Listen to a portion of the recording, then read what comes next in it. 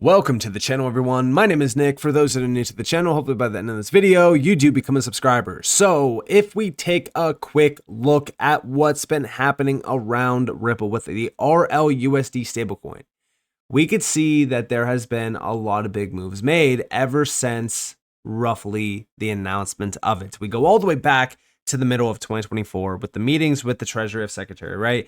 We go back all the way, to when Ripple was putting out a post back in 2022 regarding the stablecoin race being on.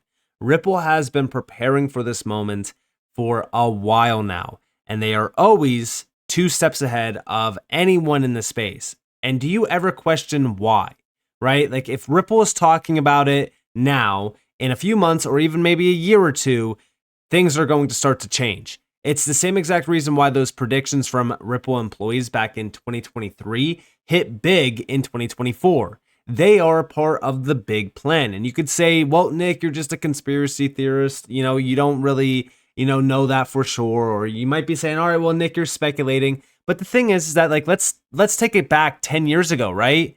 Let's go all the way back to 2015, 2014, 2013, 2012, right? Like ever since the inception of Ripple and the XRPL and XRP, what have we witnessed from Ripple? We've not only seen them connect with hundreds of institutions, we've also seen them connect with global organizations around our current financial system. And then back in December, we saw the announcements with RLUSD, okay? And this is with unmatched utility, experience, and compliance.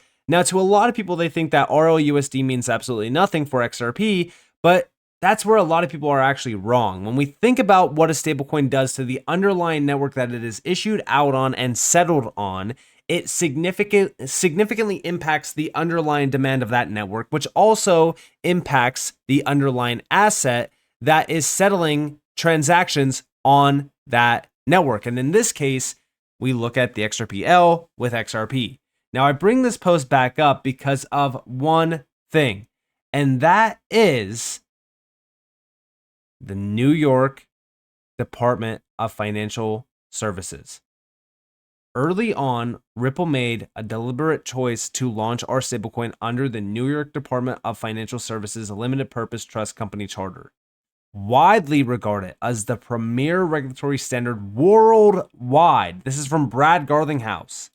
As the US moves towards clearer regulations, we expect to see greater adoption of stablecoins like RLUSD, which offer real utility and are backed by years of trust and expertise in the industry. Okay, so let's take a step back and really think about this for a second, because when we look at RLUSD, we also have to think about all of the players that were added to the advisory board, right? Former governor of the Reserve Bank of India, the first vice president and chief operating officer of the Federal Reserve Bank of Boston. Like, these are players that are actually tied back to the advisory board. Like, think about how crazy that is. Then we also look at the other individuals that are tied back to this advisory board. Like, for an example, the former FDIC chair, Sheila Bair, the vice chairman of Partners Capital and former Center Consortium CEO, David Puth, and also Ripple co-founder and executive chairman, Chris Larsen. Now, again, I just wanted to really quickly go over that because we have to come back up and we have to talk about the New York Department of Financial Services. And the reason why is because we go over here to March 13th, 2025, when they just announced the DFSA license, right? We talked about it.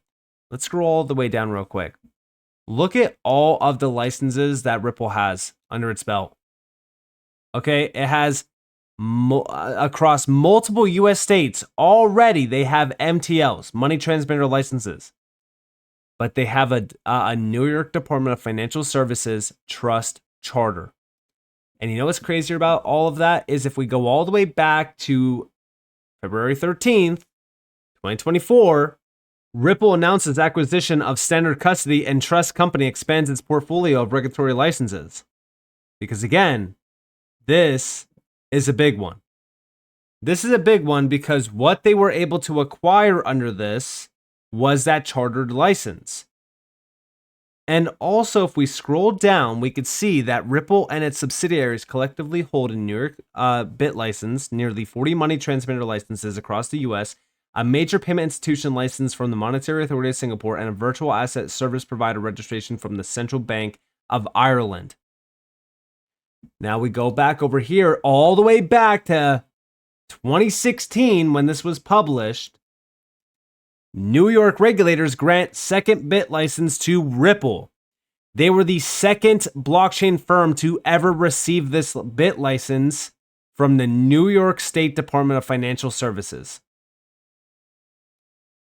This is a big deal. It's a very big deal when we go over to this post here from Subjective Views. Big shout out to Subjective Views. The New York Department of Financial Services Superintendent, Adrian A. Harris, says the licensing process to receive a bit license is incredibly rigorous. Even FTX failed. The full scope examination and supervision process is similar to how they regulate banks and insurance companies. She also says they issued the only regulatory guidance on stablecoins and that it's become the basis for the bills working its way through Congress. Two things immediately jumped out at me after reading or watching this. Number one, Ripple has a bit license from the New York Department of Financial Services going all the way back to 2016.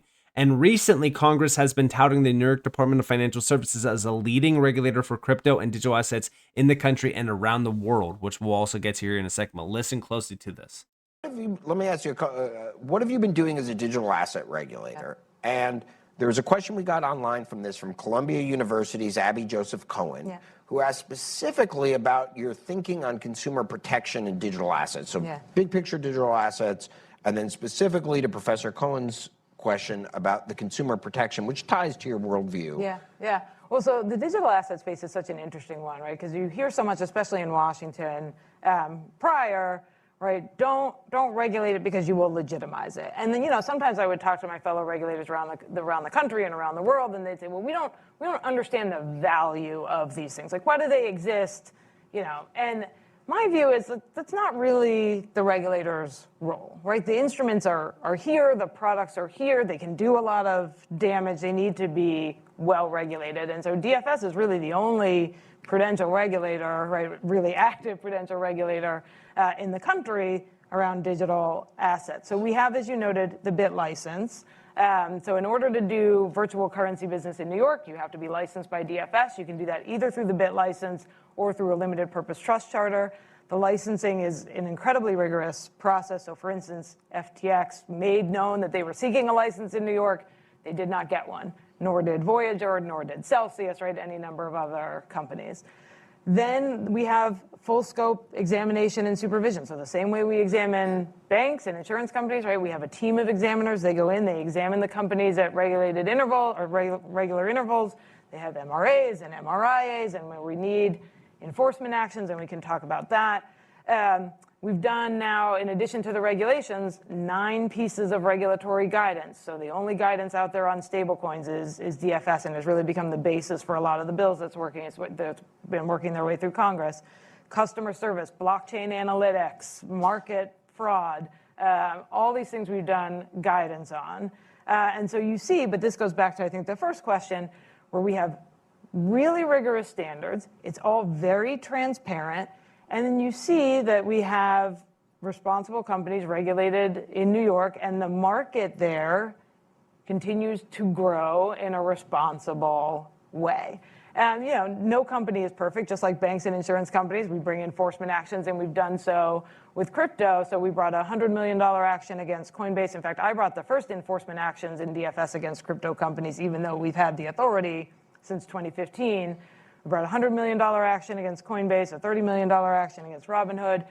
Most recently, we had an action against Gemini, where we were able to get over $2 billion in virtual currency back to consumers in the form of restitution. I actually got this lovely note from a gentleman in Ohio saying, thank you for getting my virtual currency back. I'm going to come and spend it in New York. So I sent that to my boss, like, DFS does tourism now. We are a multifaceted regulator.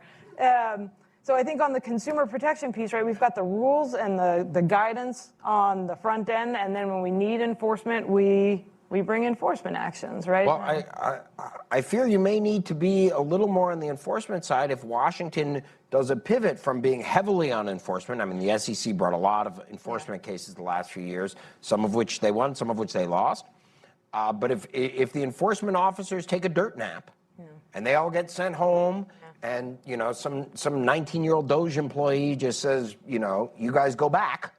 Well, you guys may be the last people left standing. Well, look, I mean, this is the beauty of having transparent rules, is everybody knows what the rules are. You know when you violate them, right? So we don't do regulation by enforcement. The rules are right there for everybody to read and see. The guidances are right there for everybody to read and see. So when we have violations, and by the way, the same cybersecurity regulations that apply to our banks and insurance companies apply to our regulated crypto companies. The same BSA AML regulations that apply to our banks. Bank Secrecy Act and anti-money laundering, very important in the crypto space. Those apply to our regulated crypto companies as well.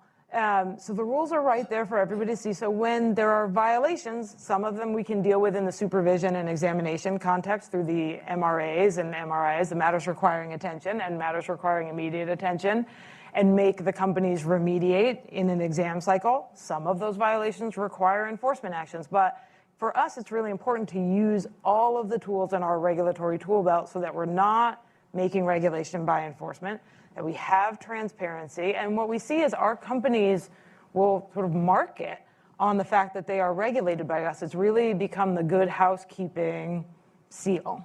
Yeah. Now, of course, the reason why a lot of these companies do want to advertise the fact that they have, positive regulations from the New York Department of Financial Services, or if they're compliant with them, is because of what Brad Garlinghouse said, right? The New York Department of Financial Services, a limited purpose trust company charter, widely regarded as the premier regulatory standard worldwide. Globally, everyone is looking at the New York Department of Financial Services. This is like the key place and the key player to actually get fully regulated from. And the fact that Ripple does have clarity from them, even around RLUSD, should tell you everything that you need to know. But not only that, right? We go all the way back to 2016, where Ripple was the second company from this space to actually receive a BIT license, which is extremely challenging. They are incredibly rigorous with their overall process to actually receive that license, and Ripple was able to receive it. Now, on top of this, do you guys remember this post just recently? I'm not going to play this clip because, again, this video is already significantly longer than I did expect it to run. But if we go back to this post from Subjective Views, which, by the way, Subjective Views is actually quoting this, we have Congress stresses the importance of a highly regulated stablecoin, but they specifically mentioned the New York Department of Financial Services because it is the standard. Ripple was way ahead of the game with RLUSD. And even now, considering the fact that this SEC lawsuit is still dragging on, everyone's so concerned about it. Guys, focus on the bigger picture here. Ripple is absolutely killing it. They're fully ready for when the US wants to flip and actually start adopting, integrating, and utilizing a stablecoin at scale. RLUSD is right there. I really don't think that Tether is going to be a big, player here. Big shout to Smoke Dog for this. Tether has already been losing market dominance to regulated stablecoins. It's because of Mika, number one, but also even now, everyone's saying oh, well, look at the US is starting to regulate stablecoins, so this is actually very bullish. It's not for Tether. We actually have down here, yes, Tether specifically will be excluded from US stablecoin regulations. This was documented. So when we think about Tether, when we think about RLUSD, I don't see Tether's CEO having a BIT license. I don't see Tether CEO, working with the New York Department of Financial Services to have Tether, or USDT in this case, compliant. Focus on the bigger picture here. Ripple is ahead of the rest. This will also make XRP very, very valuable because of the significant use that will be seen on the XRP ledger through the stablecoin. I still think that this is going to be one of the biggest things for the growth of the XRP ledger, especially at this current point in time where stablecoins are becoming a massive driver around mass adoption for this space as well. So with that being said, I hope that you guys enjoyed this video. If you guys definitely leave a like, subscribe to notifications on because more free content. You guys are more than welcome to follow me on Twitter and join the free Discord down in the description below. And with that being said, guys, it's been Nick. Thanks for watching. Peace out.